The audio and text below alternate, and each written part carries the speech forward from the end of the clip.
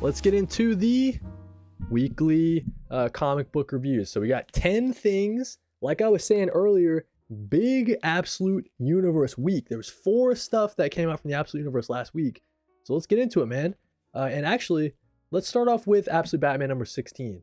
This was the crossover between Absolute Batman, Absolute Wonder Woman, and I thought it was excellent, dude. This was so sick.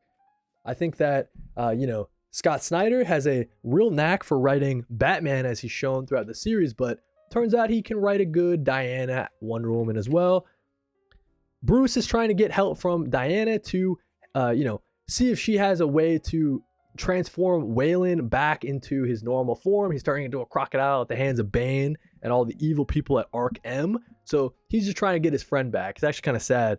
But they go into like the underworld, or actually, she says, Batman asks, is this Hades? She says, no, this is a place that exists between the surface world and the underworld.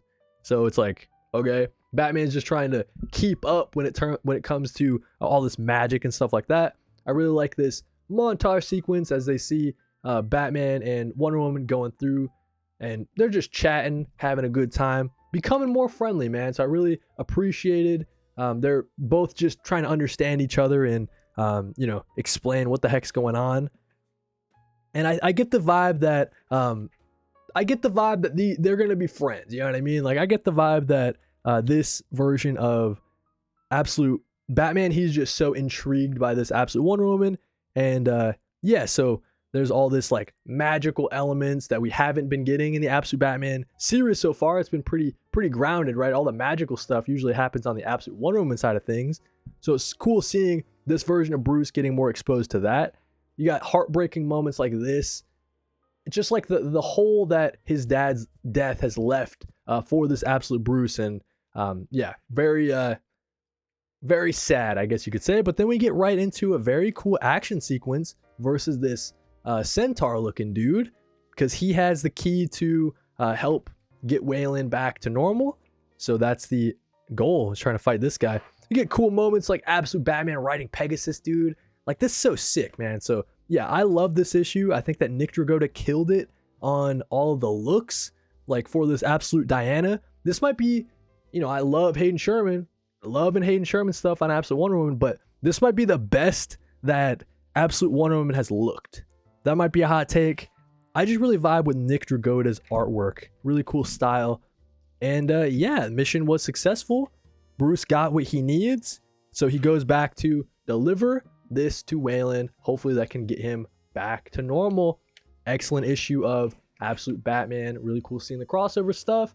I like that this crossover kind of progressed both of their stories a pretty decent amount. It wasn't just like a crossover just for the sake of having a crossover, right? It felt very in tune with the rest of the series and the rest of the Absolute Universe. Do I think the reason Wonder Woman mentioned that the talisman only works 3 times is maybe to tease the last time we use when the Absolute Justice League is formed? I see what you're saying, Paul. Like, there's something with that. Yeah, like you can only use this talisman 3 times. Like, it seems like there's gonna be a third crossover potentially that will like kind of close everything out. Whether that'll be used for the Absolute Justice League, I'm not sure. Hopefully by the time they get to that point, maybe they won't need the talisman anymore. They can just call each other by phone or something like that. You know what I mean? But I'm excited for the potential of Absolute Justice League. Absolutely. All right, let's review Absolute Wonder Woman real quick. I thought this was an excellent issue. All the stuff that, features Diana like back in the day as she's like growing up on the island, all that stuff is sick. All the cool backstory stuff we get in this series has been really good. Diana, kind of just like, this was the start of an arc, right? So it wasn't like, carrying on too much what was happening before.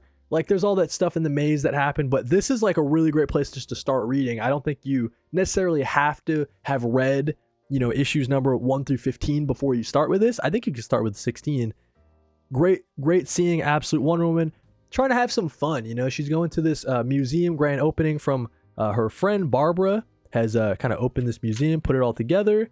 So they think that they're just going to go and have a great time viewing some historical artifacts and that sort of thing. We also got an interstitial cut to Diana training on the Wild Isle.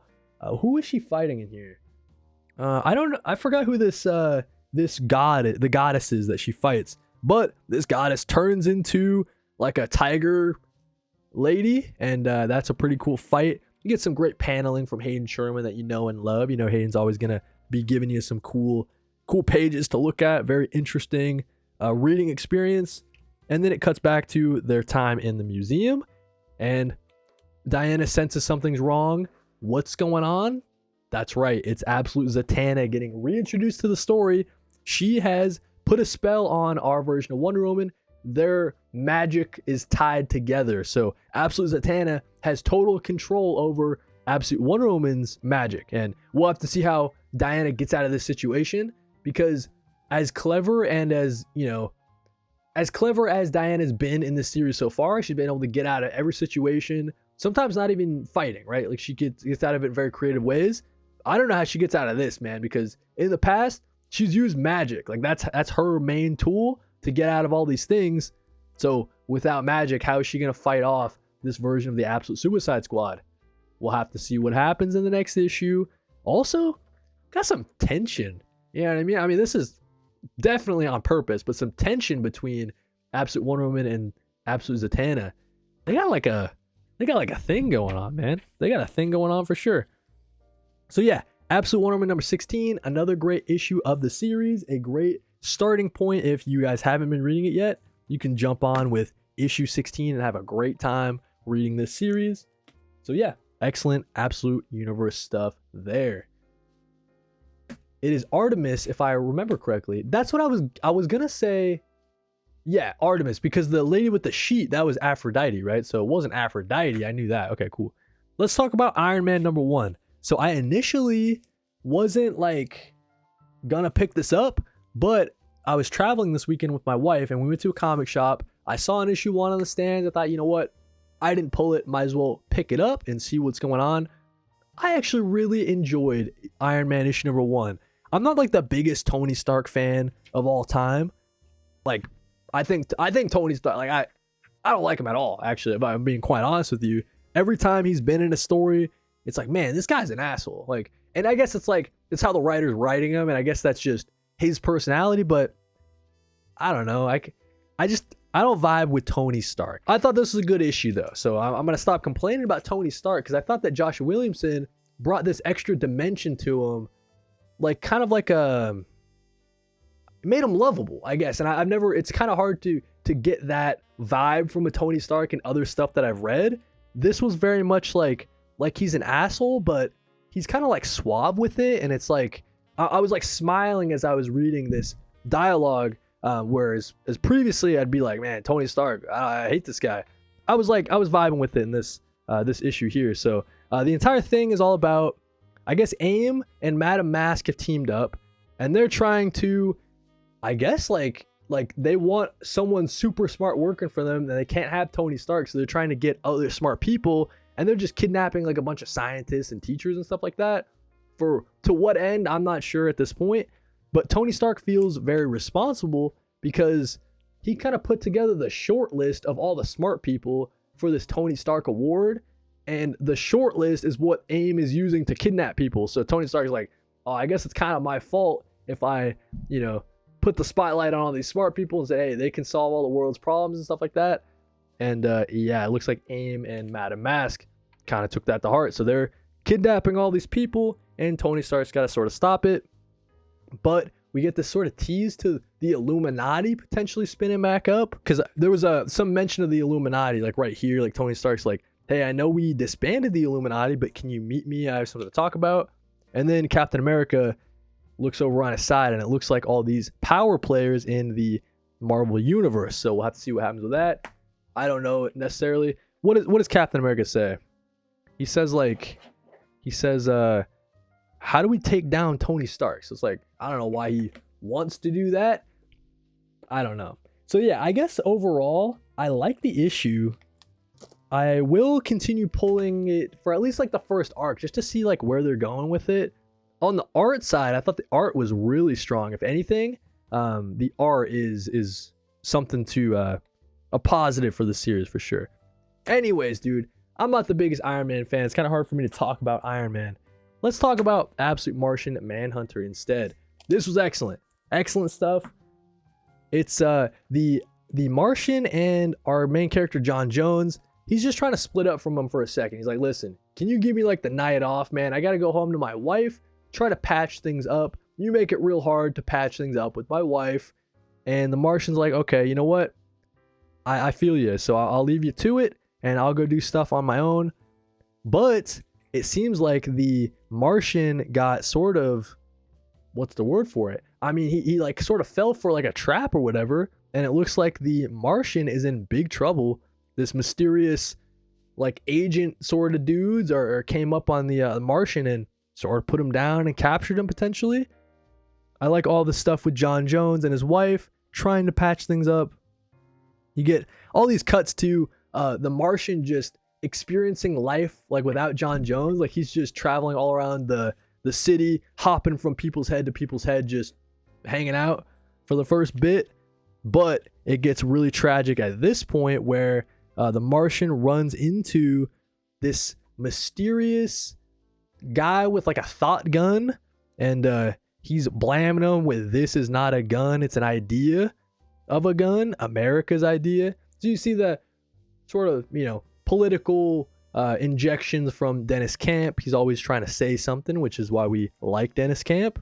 You get all this really cool imagery from Javier Rodriguez, like this here.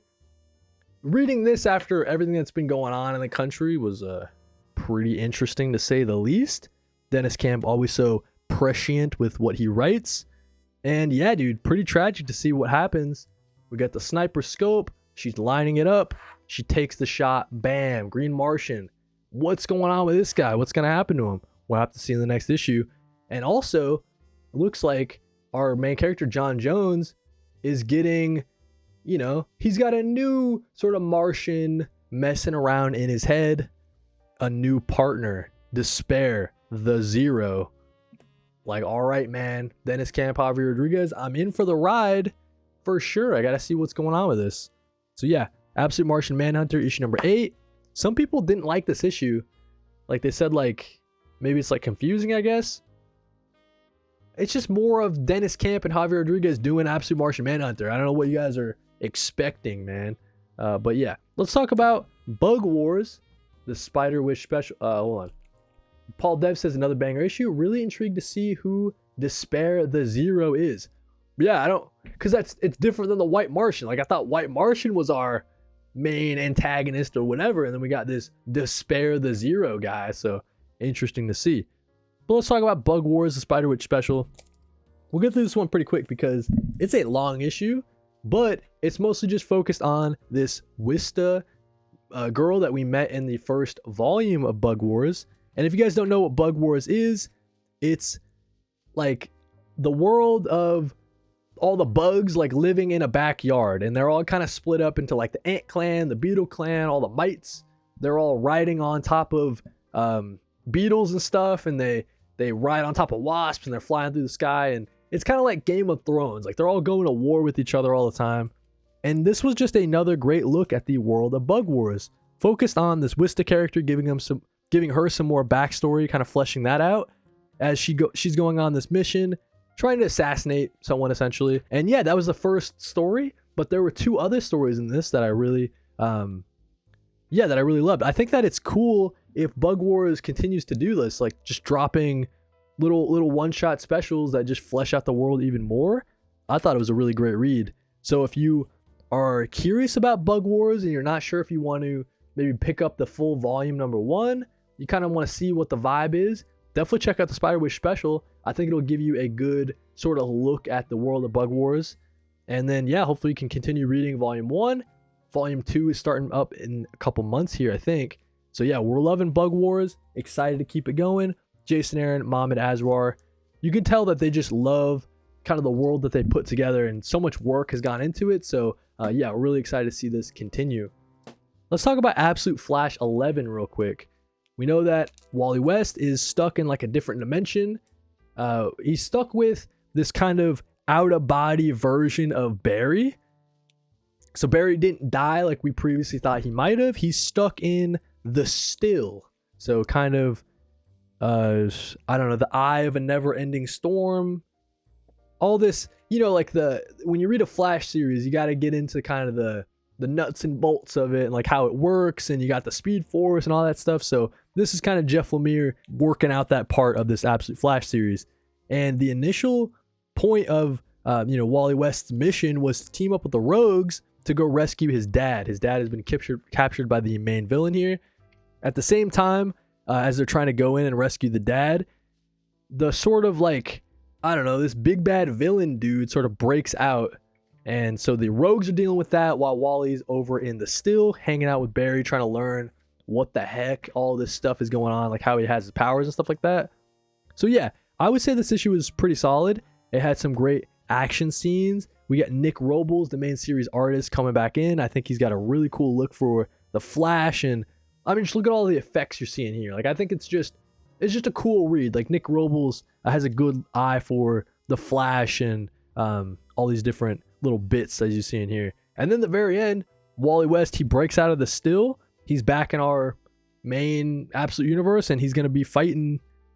So yeah, I think that this is a pretty solid issue. I guess I'm confused how he got out of the Still or whatever. They didn't really explain that.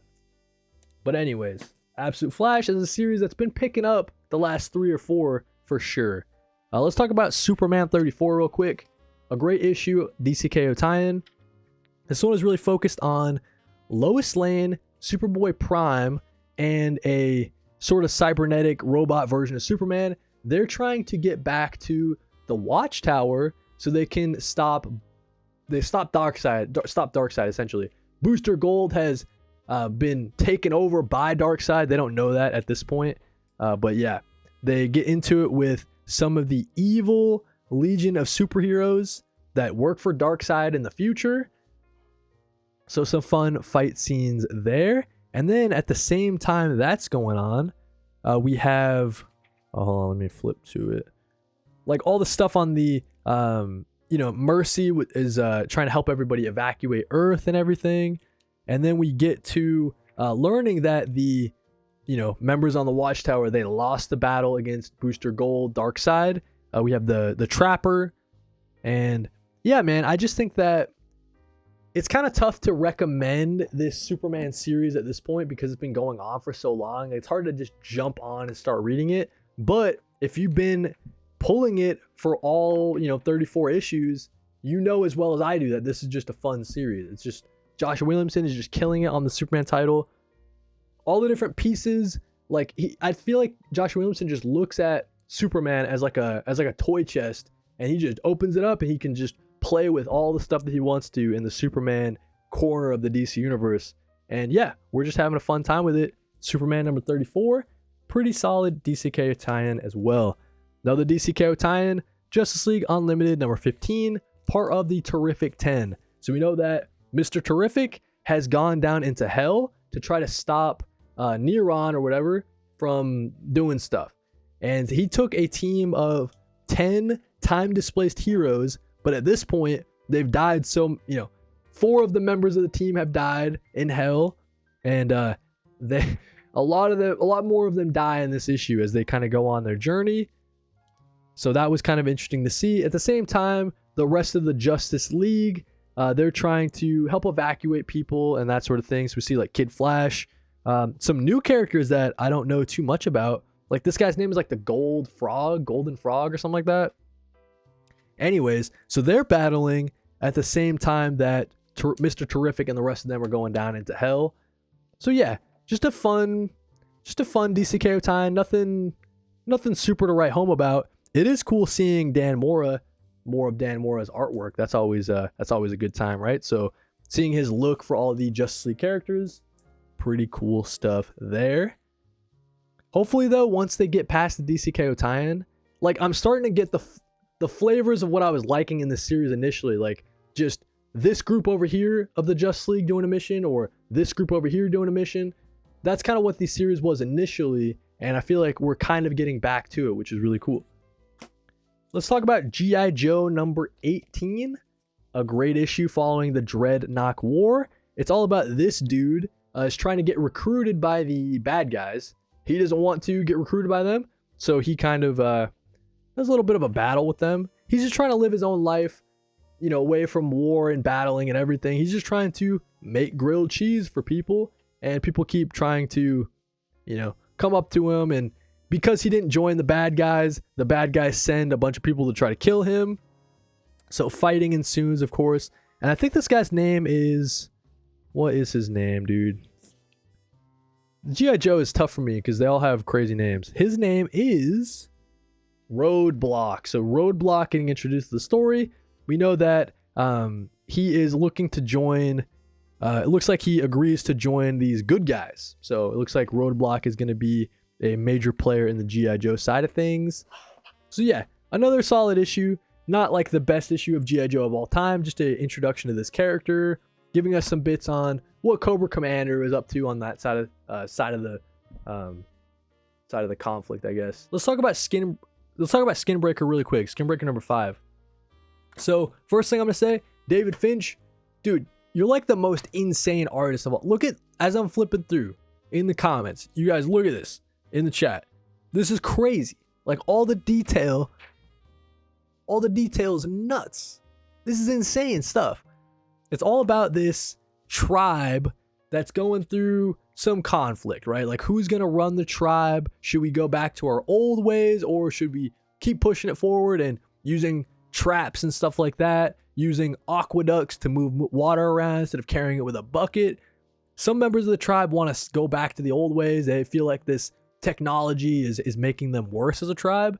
And this guy, our main chief dude, he's trying to take his tribe in the future and say, hey, listen, guys, we can set up traps so we don't have to hunt so crazy. We can just, you know, set up the trap and boom, we got food right there. But this guy, not a big fan of that plan. And so they're kind of, you know, got the different cults of personality or whatever, like who's going to be, whose way for the tribe is going to win, I guess. And yeah, I would say from a story perspective, I'm not like in love with what's going on here. It's kind of weird because our main chieftain dude, we saw that he like sort of gave up a little bit. Like he's living in the woods. He's still kind of protecting his tribe, but from the woods.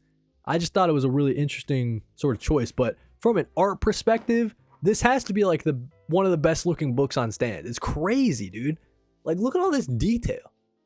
Like David Finch had to pencil that shit, dude. Like he had to put the lines. It's crazy. So yeah, as I'm looking through this, reading Skinbreaker takes me like, you know, 30 minutes because I'm just staring at the page. Like, what is this guy doing, man? I've never seen a comic with this much detail. It's actually insane. But yeah, Skinbreaker number 5. An alright story. Not the biggest fan of all time, but from an art perspective, it's just breathtaking. But yeah, those are the comic book reviews for the week. So those are the comic book reviews. Hopefully you guys enjoyed. Let me know down in the comments what your favorite thing of the week, favorite read of the week is, and while you're down there, like if you like, sub if you love, and if you really like it, you can hype it. That helps out the channel